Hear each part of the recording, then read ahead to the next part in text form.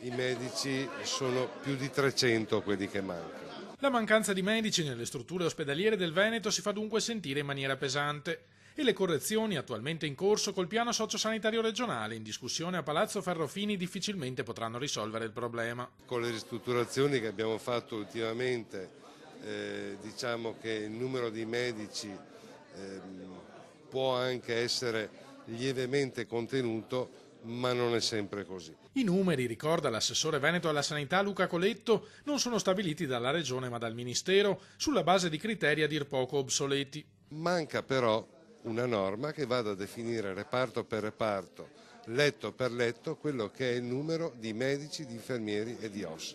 Una volta c'era, adesso io credo che sia opportuno ripristinare questa norma in maniera tale che le regioni che hanno diritto di avere i medici li possano avere. Fondamentale, sostiene l'assessore, sarebbe la possibilità di far entrare i medici in ospedale immediatamente dopo la laurea. Cosa che non avviene adesso. Adesso avviene dopo 4 anni, dopo la specialità, quindi noi abbiamo i medici in reparto invece che a 26 anni, a 30-31 anni.